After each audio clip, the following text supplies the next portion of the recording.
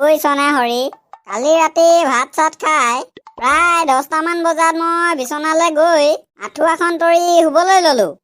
ইকাতি সিকাতি কৰি যেনে তেনে টোপনিটো আহিছিলহে। কৈছো নহয়, মহৰ যি কুহুকুৱনি অ, এনেকেতো টোপনি নধৰিব।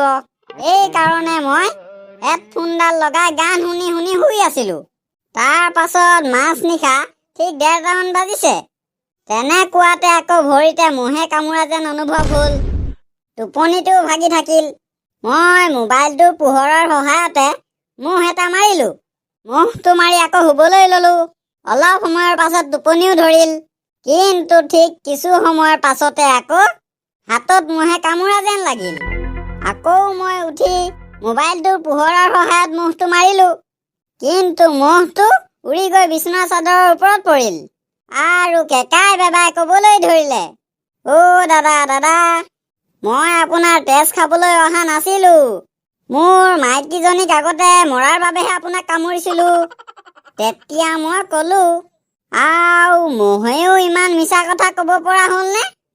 তেতিয়া আকৌ মহটোৱে ৰিপ্লাই দিছে, আৰে দাদা, চৰকাৰ কাৰ? তাকেই কয় পৰিৱৰ্তন। তেতিয়া মই ভাবিছো, বাপ্পা ঐ, কতে মৰোগৈ মই।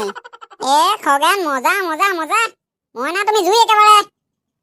হয় দে, খগেনে কিন্তু কিছু জমাব পাৰে আৰু দেই।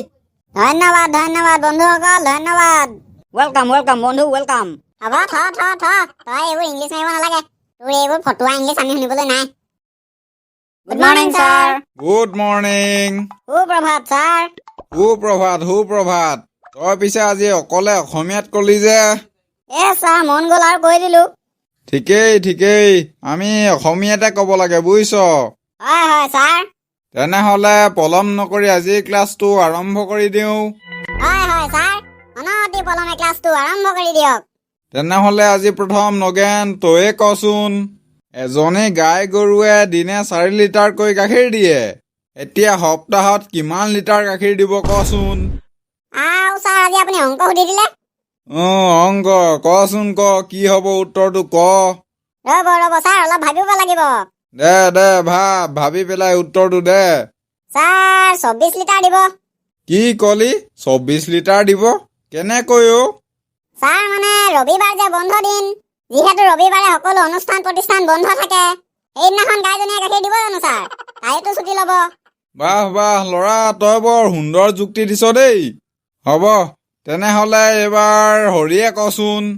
আমাৰ দেশৰ নাৰী আৰু পুৰুষৰ মিলা প্ৰীতিৰ বিষয়ে অলপ কচোন তই।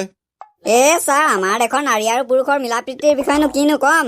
অন্য দেশৰ তুলনাত আমাৰ দেশৰ নাৰী আৰু পুৰুষৰ মিলা প্ৰীতি বহুত বেছি। ভাৰতীয় মহিলাক যদি কোনোবাই কিবা কয়, তেতিয়া পুৰুষে মাত লগায়, আৰু পুৰুষক যদি কোনোবাই কিবা কয়, তেতিয়া মহিলাই মাত লগায়। এইটো কি কথা কলি অ তই? ৰ'ব ছাৰ, মই আপোনাক এটা উদাহৰণে বুজাই দিছো। দে বুজাচোন, বুজা। ছাৰ, ভাৰতীয় মহিলাক হৰুৱালে ব্ৰিটেইনে, আকৌ ভাৰতীয় পুৰুষে হৰুৱালে ব্ৰিটেইনক। ভাৰতীয় পুৰুষক হৰুৱালে অষ্ট্ৰেলিয়াই, কিন্তু ভাৰতীয় মহিলাই হৰুৱালে অষ্ট্ৰেলিয়াক। ভাৰতীয় মহিলাক হৰুৱালে আকৌ আৰ্জেণ্টিনাই, ভাৰতীয় পুৰুষে হৰুৱালে আকৌ আৰ্জেণ্টিনাক। আনহাতে ভাৰতীয় মহিলাক হৰুৱালে আকৌ জাৰ্মানীয়ে, ভাৰতীয় পুৰুষে হৰুৱালে আকৌ জাৰ্মানীক। মুঠতে ছাৰ, আমাৰ মহিলাক হৰুৱালে পুৰুষে পুতক তুলিব, আৰু আমাৰ পুৰুষক হৰুৱালে মহিলাই পুতক তুলিব। ছাৰ, এইটোৱেই আছিল উদাহৰণটো। এতিয়া আপুনি নিশ্চয় বুজিব পাৰিছে ছাৰ। হয় ল'ৰা, তই বৰ সুন্দৰকে বুজালি দেই। ধন্যবাদ ছাৰ। হ'ব, তেনেহলে আজিলে ক্লাছটো ইমানতে সামৰিছো। Okay sir.